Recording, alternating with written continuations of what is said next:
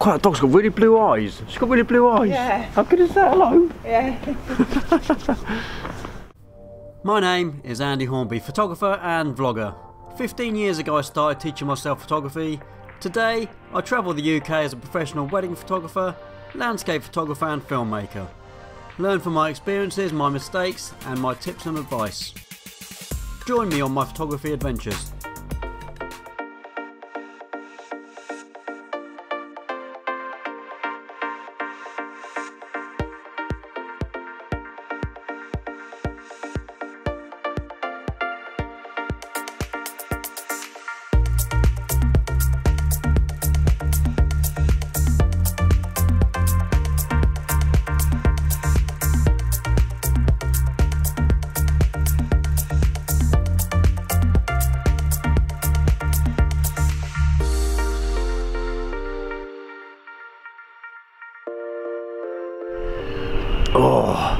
I've got a bit of a cold coming on.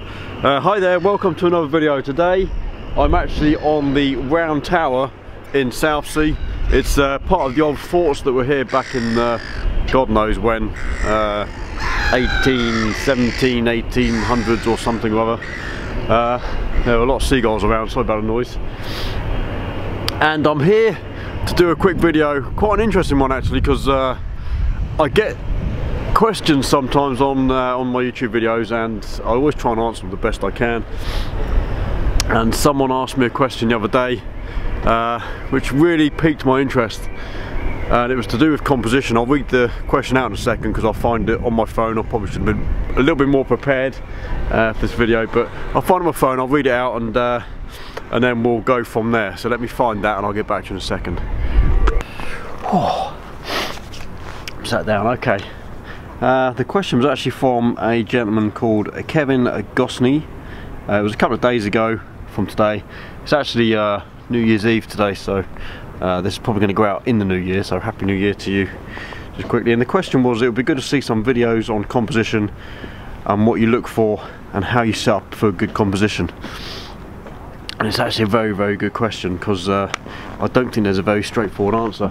And I've come up to the Round Tower on purpose because this is going to give you an idea of the kind of highs and lows of setting up a shoot. It's really tricky because often or not I have a vision of the kind of picture I want to get, but actually getting that picture can sometimes be quite difficult. In my mind I know what I want to get, but the amount of times I've gone out on a photo shoot and gone home with either no images or maybe a couple that I've never used, it happens quite a bit. So yes, I've come to the Round Tower for a very good reason, because the view from the Round Tower of Portsmouth Harbor and the Solent as a whole is actually quite spectacular, and I love coming up here. It's brilliant. I've done a few photo shoots from up here, and I do some of my workshop stuff with glass balls and stuff from up here, and it works quite well. But for getting a shot and trying to compose an image from up here, it's actually quite difficult because there's no real kind of single point of interest.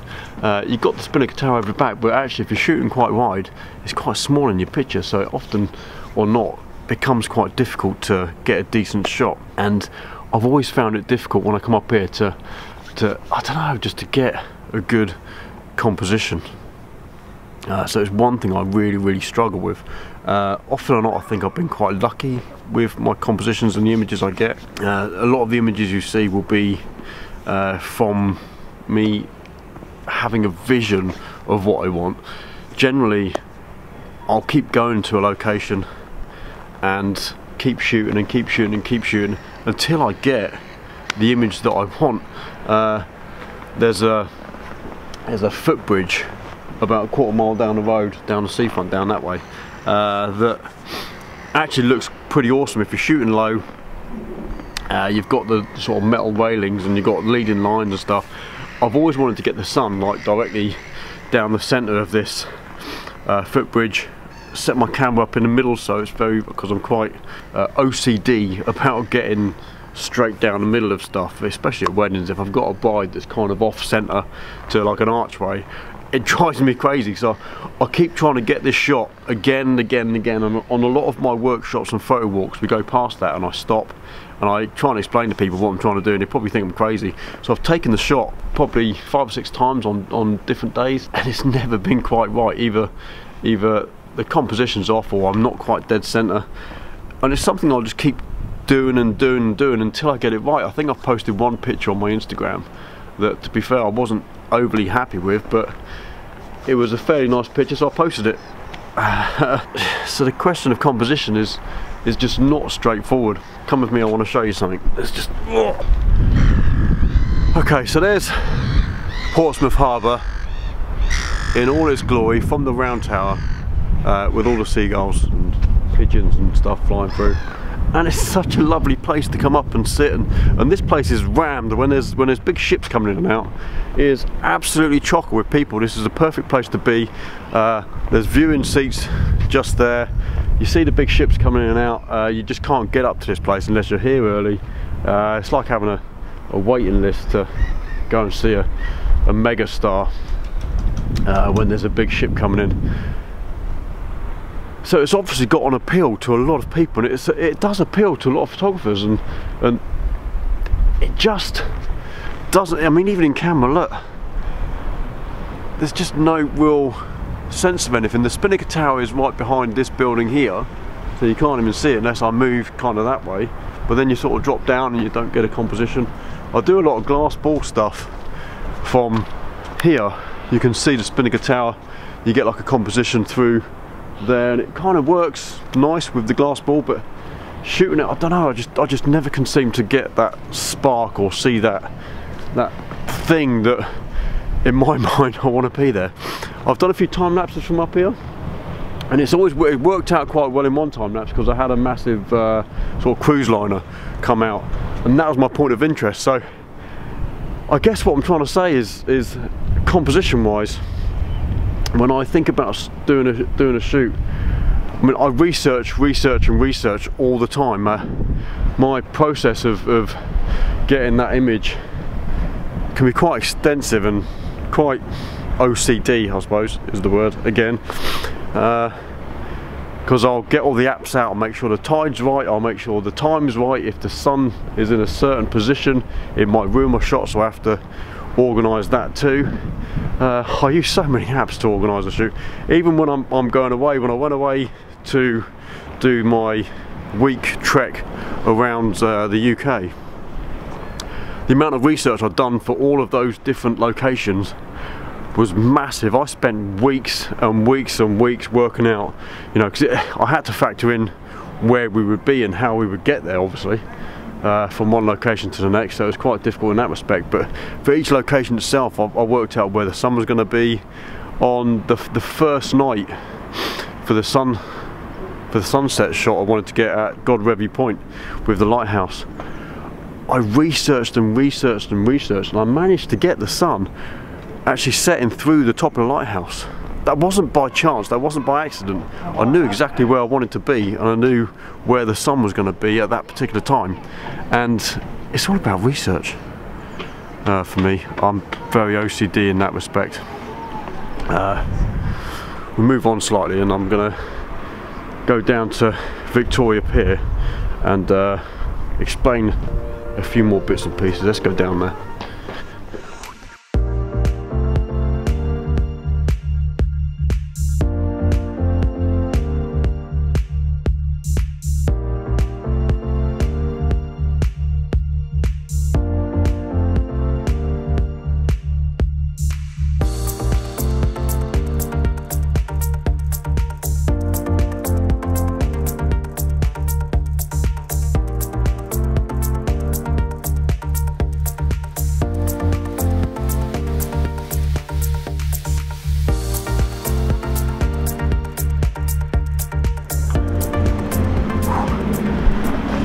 I'm quite lucky because I live in a town or city that has piers like that. Now it's not much to look at, but for some reason I'm drawn to this pier so much, and I photograph it so much, and actually do a lot of photo walks and workshops using this pier. And whether it's from a view from up here like that, or on the pier like that, off to the side like this, or in fact quite close down the beach from here. This appeals to me, this kind of stuff really appeals to me, and I guess what I'm saying is you can have a really picturesque sort of landscape, cityscape, seascape, like the harbour down the end there, and actually in 2D it doesn't look that good. You know, when you're shooting wide, you've got everything, it doesn't look that good. But if you've got a real big single point of interest like something like this, it kind of really appeals to, you know, the eye, the human eye, the stuff that what people want to see. And I only really upload stuff that is A, aesthetically pleasing to me, and B, something I know that other people might appreciate. And this pier seems to be one of those things.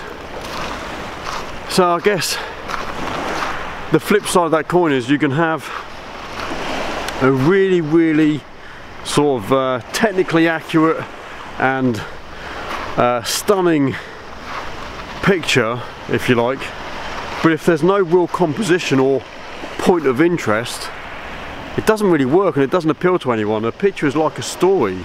If it doesn't have that content that draws people in, it just doesn't work. You might you know, you could say that that's a very subjective way of looking at it, and it is, because what's pleasing to me may not be pleasing to you, and I get that, I understand that.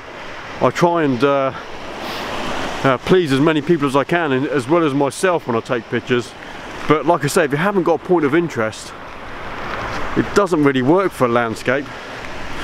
It just doesn't seem to appeal to that many people.